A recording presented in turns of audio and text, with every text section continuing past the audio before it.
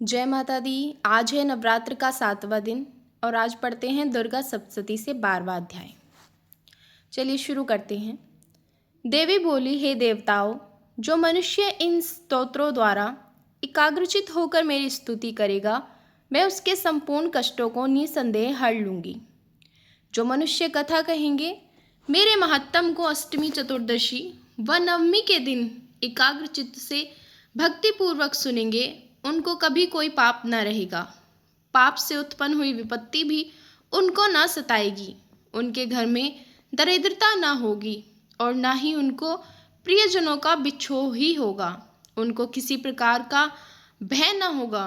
इसीलिए प्रत्येक मनुष्य को भक्तिपूर्वक मेरे इस कल्याणकारक महात्म को सदा पढ़ना और सुनना चाहिए। मेरा यह महात्म महामारी से उत्पन्न हुए संपूर्ण उपद्रवों को एवं सभी प्रकार के उत्पातों को शांत कर देता है।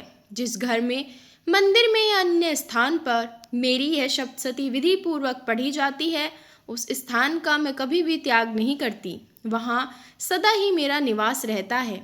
बलिदान, पूजा, होम तथा महोत्सवों में मेरा यह चरित्र पढ़ना तथा सुनना चाहिए। ऐसा हवन या पूजन मनुष्य चाहे जानकर या बिना जाने करे, मैं उसे तुरंत ग्रहण कर लेती हूँ। शरद काल में प्रत्येक वर्ष जो महापूजा की जाती है, उनमें मनुष्य भक्तिपूर्वक मेरा यह महात्म सुनकर सब विपत्तियों से छूट जाता है और धन धान्य तथा पुत्रादि से संपन्न हो जाता है। महात्म का श्रवण करने वालों के शत्रु नष्ट हो जाते हैं, कल्याण की प्राप्ति होती है और उनका कुल आनंदित रहता है। उनके सब कष्ट शांत हो जाते हैं तथा घरेलू दुख इत्यादि मिट जाते हैं। बाल ग्रहों से ग्रसित मनुष्यों के लिए मेरा ये महात्म परम शांति देने वाला है। मनुष्यों में फूट पड़ने पर भी यह भली भांति मित्रता करवाने वाला है। मेरा ये महात्म मनुष्य को मेरे जैसी सामर्थ्य की प्राप्ति करवाने वाला है।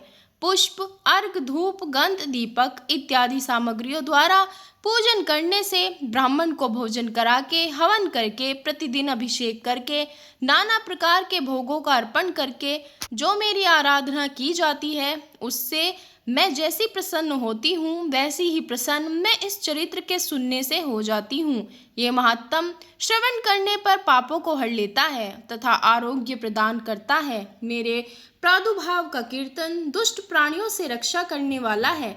इसके सुनने से मनुष्य को शत्रुता का भय नहीं रहता। हे देवताओं, तुमने तथा ब्रह्मा जी ने मेरी जो स्तुति की है, वह मनुष्य को कल्याणमयी बुद्धि प्रदान करने वाली है। वन में, सूने मार्ग में अथवा दावानल से घिर जाने पर, चोरों से घिरा हुआ या शत्रुओं द्वारा पकड़ा हुआ, जंगल में सिंहों से, व्याघ्रों से या जंगली हाथियों द्वारा पीछा किया हुआ, राजा के क्रोध हो जाने पर मारे जाने के भय से, समुद्र में नाव के डगमगाने पर, भयंकर युद्ध में फंसा होने पर, किसी भी प्रकार की पीड़ा से पीड़ित, घोर बाधाओं से दुखी हुआ मनुष्य मेरे इस चरित्र का स्मरण करने से संकट से मुक्त हो जाता है। मेरे प्रभाव से सिंह, चोर या शत्रु इत्यादि पास नहीं आते। प्रचंड पराक्रमी भगवती चंडिका यूं कहकर सब देवताओं के देखते ही देखते अंतर्ध्यान हो गई। सभी देवता अपने शत्रुओं के मारे जाने पर पहले की तरह यज्ञ भाग का उपयोग करने लगे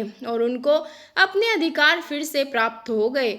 युद्ध में देवताओं के शत्रुओं शुंभ व निशुंभ देवी के हाथों मारे जाने पर बाकी बचे हुए राक्षस पाताल चले गए। हे राजन, इस प्रकार भगवती अंबिका नित्य होती हुई भी बारंबार प्रकट होकर इस जगत का पालन करती है, जगत को मोहित करती है, जन्म देती है और प्रार्थना करने पर समृद्धि प्रदान करती है। हे राजन, भगवती ही महाप्रलय के समय महामारी का रूप धारण करती है। वही संपूर्ण ब्रह्मांड में व्याप्त है और वही भगवती समय समय पर महाकाली तथा महामारी का रूप बनाती है। स्वयं अजन्मा होते हुए भी सृष्टि के रूप में प्रकट होती है। वह सनातनी देवी प्राणियों का पालन करती है और वही मनुष्यों के अभ्युदय के समय घर में लक्ष्मी का रूप बनाकर स्थिर हो जाती है तथा अभाव के समय दरिद्रता बनकर विनाश का कारण बनती है। पुष्प, धूप एवं गंध आदि से पूजन करके उसकी स्तुति करने से वह धन एवं पुत्र देती है और धर्म में शुभ बुद्धि प्रदान करती है। 13वां अध्याय। राजा सूरद और वैश्यों को देवी का वरदान। मैं ऋषि मेघा ने कहा, हे राजन, इस प्रकार देवी के महत्तम का वर्णन मैंने तुमको सुनाया। जगत को धारण करने वाली इस देवी का ऐसा ही प्रभाव है। यही देवी ज्ञान को देने वाली है और भगवान विष्णु की इस माया के प्रभाव से तुम और ये वैश्य तथा अन्य विवेकी जन मोहित होते हैं और भविष्य में मोहित होते रहेंगे। हे राजन, तुम इसी परमेश्वरी की शरण में जाओ। यही भगवती आराधना करने पर मनुष्य को भोग, स्वर्ग तथा मोक्ष प्रदान करती है।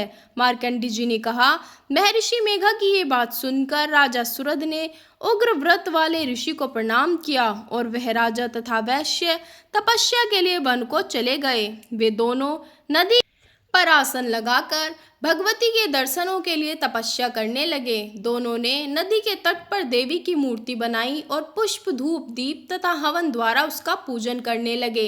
पहले उन्होंने आहार को कम किया और फिर बिल्कुल निराहार रहकर भगवती में मन लगाकर एकाग्रता पूर्वक उसकी आराधना करने लगे। वह दोनों अपने शरीर के रक्त से देवी को बलि देते हुए 3 वर्ष तक लगातार भगवती की आराधना करते रहे।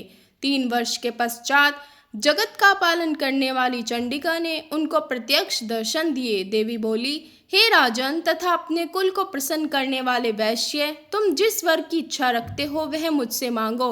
वह वर मैं तुमको दूंगी, क्योंकि मैं तुम पर अत्यंत प्रसन्न हूँ। यह सुनकर राजा ने अगले जन्म में नष्ट न होने वाला अखंड राज्य और इस जन्म में बलपूर्वक अपने शत्रुओं को नष्ट करने के पश्चात अपना पुनः राज्य प्राप्त करने के लिए भगवती से वरदान मांगा।